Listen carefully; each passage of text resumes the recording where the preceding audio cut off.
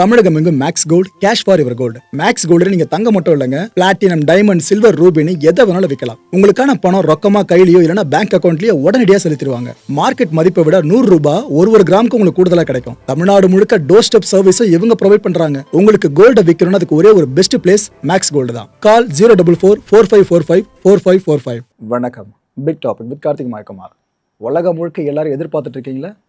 America என்னதான் பண்ணி வச்சிருக்கு? இப்போ அந்த இடத்துல ஃபுல்லாக பிளாக் பண்ணுறேன்னு சொல்லித்தான்னு சொல்லிட்டு இதை பற்றி தான் முழுக்க தெரிஞ்சுக்க போகிறீங்க மக்களே. கான்ஃப்ளிக்ட் ஒட்டுமொத்தமாக முடிகிற மாதிரி தெரியல, இன்னும் அடுத்த கொண்டு போயிட்டுருக்காங்க. இதை பற்றி தான் பார்க்க போகிறோம். நிகழ்ச்சியில் போகலாம்.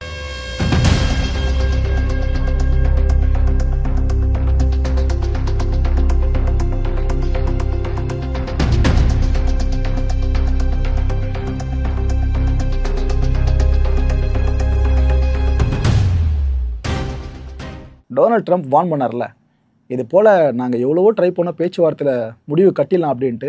ஆனால் நீங்கள் பேச்சுவார்த்தையில் முடிவு கட்டாதீங்க, போர்க்காலத்துக்கு வந்து தான் முடிவு கட்டணும்னு ஒரு ஆப்ஷனை ஈரானை சூஸ் பண்ணிடுச்சு. நாங்கள் இதுக்கப்புறம் ஏன் வெயிட் பண்ணணும்?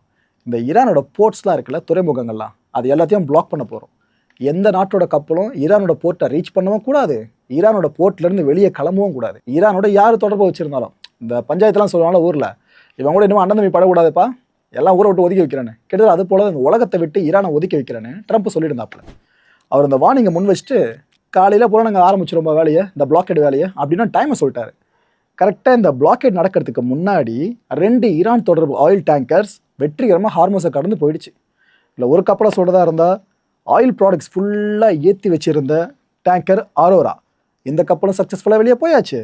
இன்னொரு பக்கம் டீசலை ஃபுல்லாக நிரப்பி வச்சுருந்த ஒரு டேங்கர் நியூ ஃபியூச்சர்னு சொல்லிட்டு இந்த கப்பலை வெற்றிகரமாக வெளியே போயாச்சு. ஸோ இந்த பிளாக்கேட் இனிஷியேட் பண்ணுறதுக்கு முன்னாடி ஈரான் சார்பில் வெளியே போன 2 கப்பல்கள் கடைசியாக இந்த 2 தான்.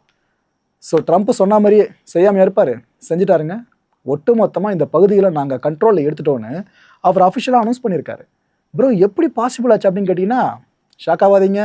ஈரானை கிட்டத்தட்ட கன்ஃபார்ம் பண்ணியிருக்காங்க. நான் போக அதை பற்றியும் சொல்கிறேன்.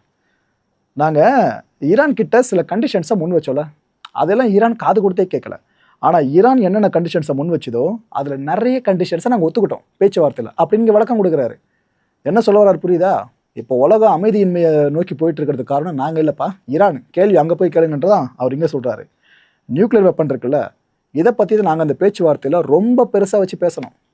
முக்கியமான ஒரு பாயிண்ட்டே அந்த பேச்சுவார்த்தையில் நியூக்ளியர் வெப்பன்ஸ் அது தான் பேசணும். பட் ஈரான் அதுக்கு தான் ஒத்துக்கவே இல்லைன்னு ட்ரம்ப் சொல்கிறாப்புல. இதுக்கப்புறம் நாங்கள் என்னங்க பண்ணுறது? ஈரானுக்கு என்ன மொழியில் சொன்னால் புரியுமோ அந்த மொழியில் சொல்லி புரிய வைக்கணும். இப்போதைக்கு ஈரான் கூட சண்டைலாம் நாங்கள் பிடிக்கல. பல பேரும் நினச்சிட்டு இருக்கீங்களா நாங்கள் ஏதோ பயங்கரமாக தாக்கிட்டு இருக்கோம் ஈரான் அது இதுன்னு. அதெல்லாம் கிடையாது. அதுக்கு பதிலாக சக்ஸஸ்ஃபுல்லாக பிளாக்கேட் ப்ரொசீஜரை நாங்கள் இனிஷியேட் பண்ணிட்டோம் அப்படின்னு சொல்லியிருக்காரு.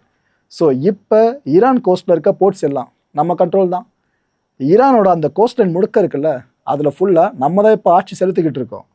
ஒருவேளை ஈரான் ஷிப் ஏதாவது இந்த பிளாக்கேடை தாண்டி ரீச் பண்ண ட்ரை பண்ணிச்சு, நாங்கள் யோசிக்கவே மாட்டோம், ஆட்சி காலி பண்ணிடுவோம்னு சொல்லியிருக்காரு. ஈரானோட ஷிப்ஸு அது வார் ஷிப்ஸாக இருந்தால் கம்பல்சரி டார்கெட்டு, மற்ற ஷிப்ஸாக இருந்தாலும் அடித்து தோச்சிடும் தான் அவர் சொல்லியிருக்காரு. இப்போ நீங்கள் பார்த்துட்டு இருக்கிற செயற்கைக்கோள் புகைப்படம் என்னன்னாக்கா, இந்த USS ஆப்ரஹாம் லிங்கன் இருக்குல்ல, கல்ஃப் ஆஃப் ஒமனில், அதோட ஸ்டேஷன் பண்ணியிருக்க பகுதி தான் இங்கே நீங்கள் பார்த்துட்டு இருக்கீங்க. இது மட்டும் தனியாக இல்லை, கூட 2 டெஸ்ட்ராயர்ஸ் வேறு கம்பெனிக்கு இருக்குது. ஸோ இந்த மெகா தைரியத்தில் தான் அமெரிக்கா இவ்வளோ பெரிய வேலையை பண்ணியிருக்காங்க. இந்த ஆர்மடா மட்டும் அவங்கக்கிட்ட இல்லை. ஈரானில் இப்போ ஃபுல்லாக அந்த போர்ட்ஸ் சார்ந்து நாங்கள் ஆட்சி செலுத்துகிறோம், அந்த கோஸ்ட்லைன் முழுக்க நாங்கள் எடுத்துட்டோன்ற மாதிரி சொல்லிட்டு இருக்காங்களே, அந்த ஸ்டேட்மெண்ட்டே அமெரிக்கா விட்டுருக்க முடியாது. ஸோ எதுக்காக இந்த ஆப்ரஹாம் லிங்கன் நீங்கள் கொண்டு வந்து நிறுத்தி வச்சாங்கன்னு இப்போ உங்களுக்கு தெளிவாக தெரிஞ்சிருக்கும். ஆக்சுவலாக அது ஈரானோட கோஸ்ட் இருக்குல்ல, அதுலேருந்து சவுத்தில் 200 கிலோமீட்டர்ஸ் தூரத்தில் அமைஞ்சிருக்கிறது. அங்கே இருந்தபடியே தான் ஃபுல்லாக இந்த மிஷனுக்கு இவ்வளோ ஹெல்ப்பை இது பண்ணிக்கிட்டு இருக்கு. த்ரெட்டுனா இப்படி வைக்கணும், அதான் ட்ரம்ப் இங்கே கனக்கச்சிதமாக பொறுத்திருக்காப்புல. ஈரான் பயங்கரமாக ட்ரிகர் ஆகிட்டாங்க. ஆக்சுவலாக அவங்க என்ன தெரியுமா சொல்கிறாங்க, ஏங்க நாங்கள் இது எங்களுக்காக சொல்லலை, நாங்கள் பயந்துலாம் பேசலை, உலக நன்மைக்காக சொல்கிறோம் அப்படின்னு சொல்லி ஸ்டேட்மெண்ட் ஆரம்பிக்கிறாங்க. ரிவெஞ்ச் எடுக்கிற அப்படின்ற பேரில் உலக பொருளாதாரம் இருக்குல்ல, அதுக்கு எதிராக ட்ரம்ப் வேலை பார்த்துட்ருக்காரு. ஏன்னா இங்கே ஃபுல்லாக பிளாக் பண்ணி வச்சிட்டா எப்படிங்க உலக பொருளாதாரம் தடைக்கும்? அவர் எப்பேற்பட்ட வேலையை பார்த்துட்டு தெரியுதா உங்களுக்குன்னு மக்களை பார்த்து ஈரான் கேள்வி கேட்க ஆரம்பிச்சிருச்சு, உலக மக்களை பார்த்து. அதாவது எங்கள் மேலே இருக்க கோபத்தை உலக பொருளாதாரத்துக்கு எதிராக ட்ரம்ப் திருப்பிட்டு இருக்கிறதா சொல்கிறாங்க. இன்னொரு பக்கம் ரஷ்யா, இவங்களும் லிட்டராக அதே ஸ்டேட்மெண்ட் தான் விட்றாங்க. ரஷ்யா என்ன சொல்லுது, ஏங்க எதுக்கு இந்த முடிவு, எதுக்கு நீங்கள் பிளாக்கேட் ப்ரொசீஜரை ஃபுல்லாக மேற்கொள்ளணும்? குளோபல் மார்க்கெட்ஸ் இருக்குல்ல, அது எல்லாத்தையும் கஷ்டப்படுத்தி நீங்கள் அதில் பெனிஃபிட் ஆகணுமா என்ன? அமெரிக்கா செஞ்சுருக்கிறது கொஞ்சம் கூட நல்லாவே இல்லைன்னு ரஷ்யா சொல்லியிருக்காங்க. இன்னொரு பக்கம் இஸ்ரேலு அவங்களும் எதிர்த்தாங்களா ப்ரோன்னு கேட்டிங்கன்னா, இஸ்ரேல் அமெரிக்கா எதிர்க்குமா? யோசிச்சு பாருங்க. வரவேற்றிருக்காங்க. உலகத்திலேயே அமெரிக்காவோட இந்த பிளாக்கெட் இருக்குல்ல, இந்த ப்ரொசீஜரை வரவேற்றிருக்கிறது இஸ்ரேல் மட்டும்தான். மனசார பாராட்டுறாங்க. சூப்பர் தலைவா, செம விஷயம் பண்ணியிருக்கீங்க. ஈரானுக்கு தக்க பாடம் புகட்டுவோம்னு ரெடியாக காத்துக்கிட்டு இருக்காங்க. திரும்பவும் அமெரிக்க படையோடு சேர்ந்துக்கிட்டு ஈரான் ஆட்சி காலி பண்ணுறதுக்கு.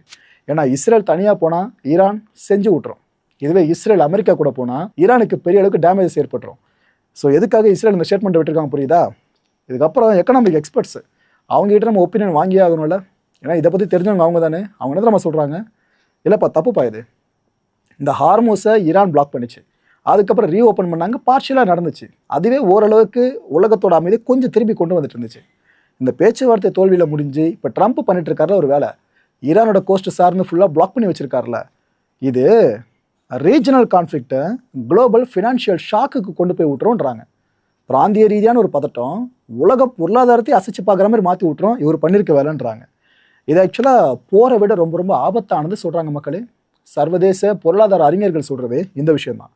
டொனால்ட் ட்ரம்ப் அவர்கள் யோசிச்சு தான் பண்ணுவார், பல பேர் நினச்சிட்டு இருப்பீங்களே. அவரை பற்றி நல்லா தெரிஞ்சவங்களுக்கு தெரியும், மனுஷனை ட்ரிகர் ஆயிடுச்சுன்னா என்ன வேணாலும் பண்ணி முடிச்சுட்டு போயிடுவார்.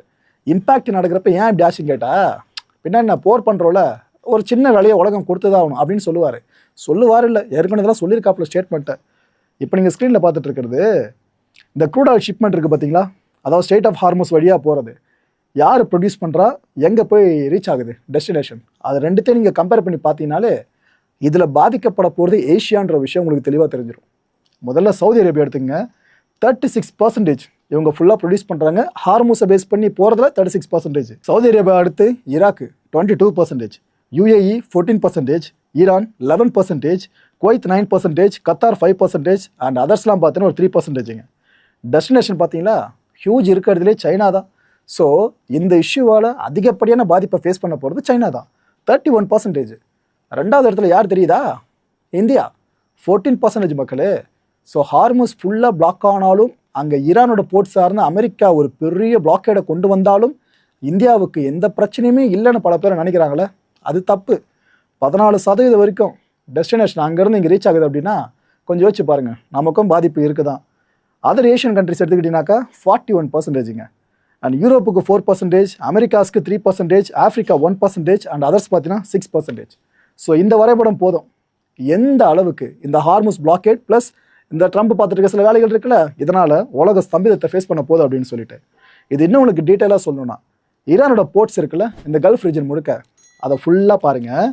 அது இருக்கிற இடம் ஃபுல்லாக கோஸ்ட் லைனா, அமெரிக்கா இது சார்னா ஃபுல்லாக கண்ணு வச்சுட்டு இருக்கா, எதுவுமே உள்ளே வராது வெளியே போகுது அப்படின்னா என்ன ஆகும் உலக பொருளாதாரம்? இந்த கேள்வி தான் எழும்பிருக்கு. கொரம்ஷாரில் ஆரம்பிச்சு மாஷார், இமாம் கொமேனி, கார் கைலான், புஷர், அஸ்லியர், லெவன், சிரியாலன் மறக்க முடியுமா? அங்கே தானே கொலை குத்து போயிட்டு இருக்கு சமீப காலமா. பேந்தர் அப்பாஸ் கரெக்டாக இங்கே தான் ஸ்டேட் ஆஃப் ஹார்மோஸ் இருக்குது. பேந்தர் அப்பாஸ்க்கு இந்த இடத்துல கரெக்டாக. சபஹர் போர்ட் ஞாபகம் இருக்கா, இந்தியா சார்ந்து?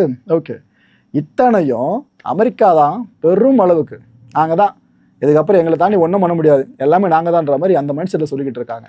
ஒரு தனிப்பட்ட நாட்டோட ஈகோ, நாடு இல்லை ஒரு தனிப்பட்ட நபரோட ஈகோ உலகத்தை எந்த அளவுக்கு எட்ஜி கொண்டு போயிருக்கு பார்த்தீங்களா. ஈரான் பிரசிடென்ட் இப்போ என்ன தெரியுமா சொல்லியிருக்காரு மசூத் பெசஷ்கியானு, ஏங்க நாங்கள் இன்னும் கூட பேச்சுவார்த்தை நடத்த ரெடியாக இருக்கோன்னு சொல்லியிருக்காரு. மக்களே வெளியான தகவல் கிடையாது, அதிபர் சொல்லியிருக்க விஷயம். அமெரிக்காவோட பேச்சுவார்த்தை நடத்தணுமா, நாங்கள் ரெடியாக இருக்கோம், கூட சொல்லுங்கள் பேசுகிறோம், ஆனால் கண்டிஷன்ஸை ஃபேராக முன்வைக்க சொல்லுங்கள். அதை விட்டு சும்மா அமெரிக்கா சொல்கிறத மட்டும் நாங்கள் கேட்கணும், நாங்கள் சொல்கிறத அமெரிக்கா கேட்காது அப்படின்னா அது என்னங்க பேச்சுவார்த்தை? அவங்க ஃபேர் கண்டிஷன்ஸை முன்வைக்கிறதா இருந்தால் உடனே கிளம்ப சொல்லுங்கள், நாங்கள் பேச ரெடியாக இருக்கோன்னு அவர் சொல்லியிருக்காப்புல. ஈரான் தூதர் இருக்கார்ல, இந்தியாவுக்கான ஈரான் தூதர், அவர் வேறு பண்ண சொல்கிறாரு, எங்க திரும்ப பேச்சுவார்த்தை பண்ணால் நல்லா இருக்குங்க அப்படின்னு அவர் வேறு கேட்டிருக்காப்புல. நான் ப்ரோ ஈரான் இறங்கி வர மாதிரி இருக்குன்னு கேட்டிங்கனாக்கா, ஐயோ மக்களை இதை தான் நான் எதிர்பார்க்குறேன், இறங்கி வரணும், அமெரிக்காவும் இறங்கி வரணும். இதில் வெற்றி தொழில் யாருக்குமே கிடையாது. அமைதிக்காக யார் இறங்கி வந்தாலும் நம்ம மனசார பாராட்டி தான் ஆகணும். இதில் இந்தியாவுக்கான ஈரான் தூதர் கேட்டிருக்காருல, அதனால கவனிச்சு பாருங்க. இதுக்கு முன்னாடி பாகிஸ்தான் மத்தியஸ்தம் பண்ணிச்சா, அது எந்த அளவுக்கு லட்சணத்தில் இருக்குன்னு இப்போ தெரிஞ்சிருச்சு. ஒரு வேளை ஃபியூச்சரில் இந்தியாவுக்கு மத்தியஸ்தம் பண்ணுற வாய்ப்பு கிடைச்சதுன்னு அப்படி இருக்கும். ஈரான் ஓகே சொன்னாலும் அமெரிக்கா ஆப்வியஸாக அதுக்கு நோன் தான் சொல்லும். அது ஏன் எதுக்குன்னு கண்டிப்பாக உங்களுக்கே தெரியும். மற்ற நாடுகள் மேலே காட்டுற ஈகோவை இந்தியா மேலே அமெரிக்கா காட்டாமல் இருக்கும், ரைட்டு. இப்போ ஒரு நல்ல செய்தி என்னன்னா, இந்தியர்களுக்கு 40 லட்சம் பேரல்ஸ் ஆஃப் ஆயிலை சுமந்துட்டு வந்த 2 கப்பல்கள் இந்தியாவை சக்ஸஸ்ஃபுல்லாக ரீச் ஆகிடுச்சு ஸ்ட்ரெயிட் ஆஃப் ஹார்மஸை தாண்டி. இந்த 2 கப்பலும் பார்த்தீங்கன்னா ஒன்று குஜராத்லேயும் இன்னொன்று ஒடிஷா போர்ட்டுக்கும் போயிருக்கு. ஆக்சுவலாக கடந்த 7 வருஷங்களில் ஃபார் த ஃபர்ஸ்ட் டைம் ஈரான்லேருந்து ஆயிலை ஏற்றிக்கிட்டு கப்பல்கள் இந்தியாவை ரீச் ஆயிருக்கு.